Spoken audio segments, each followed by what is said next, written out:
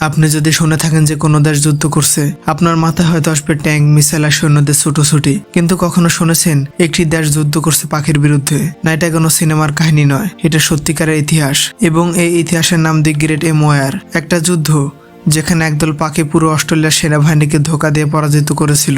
সাল 1932। অস্ট্রেলিয়া তখন মহামন্দার কবলে, বিশ্বজুড়ে অর্থনৈতিক সংকট, আর তার ছায়া এসে পড়েছিল অস্ট্রেলিয়ার কৃষি অঞ্চলেও। পশ্চিম অস্ট্রেলিয়ার কয়েকশো চাষি তখন তাদের গমের ক্ষেত বাঁচাতে হিমশিম খাচ্ছেন। হঠাৎ দেখা গেল এক অদ্ভুত শত্রু, এমো। না, এটা কোনো দানব নয়, এমু এক ধরনের বিশালাকৃতির উঠতে না পারা পাখি।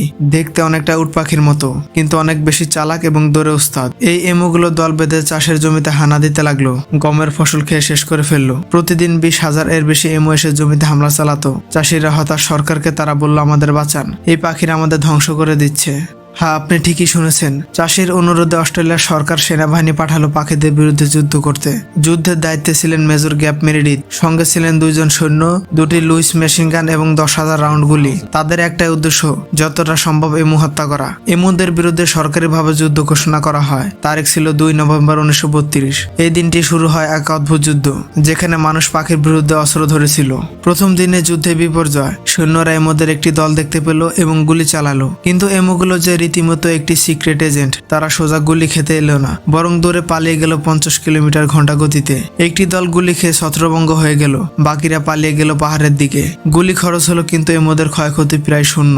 তখন মেজর মেরিডেথ বলেন, এমুগুলো যেন বিশেষ কৌশলে চলাফেরা করে, তাদের একজন পাহারাদার হিসেবে দাঁড়িয়ে থাকে, বাকি দল তখন হামলা চালায়। তারপর সেনারা গুলি চালানো শুরু করলো চলন্ত ট্র্যাকে বসে। ভাবলো ট্র্যাক থেকে গুলি করে পালাতে পারবে না এমুরা, কিন্তু ট্র্যাক ছিল অতিরিক্ত গতিতে আর এমু ছিল অতিরিক্ত চালাক।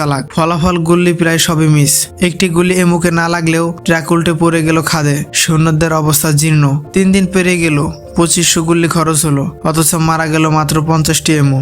শেষবারের মতো চেষ্টা করা হলো 13 নভেম্বর থেকে।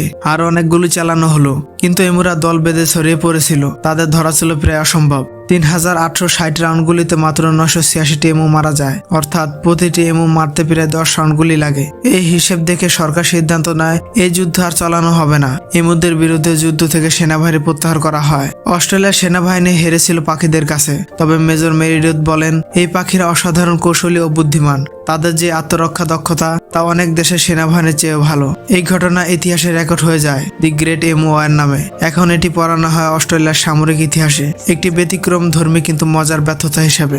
একটা দেশ পুরো সেনাবাহিনী নামিয়ে পাখিদের বিরুদ্ধে যুদ্ধ করলো, আর পাখিরাই জিতে গেল। এমন ঘটনা কল্পনা করাই কঠিন, কিন্তু দি গ্রেট এমু ওয়ার ঠিক তাই। এই গল্প আমাদের শেখায়, প্রকৃতি কখনো কখনো মানুষের চেয়ে বেশি চালাক হতে পারে, আর যুদ্ধ সবসময় গুলি দিয়ে জেতা যায় না। এই গল্প যদি আপনাকে মুগ্ধ করে থাকে, তাহলে জ্বলন্ত বিশ্ব চ্যানেলটি সাবস্ক্রাইব করতে ভুলবেন না।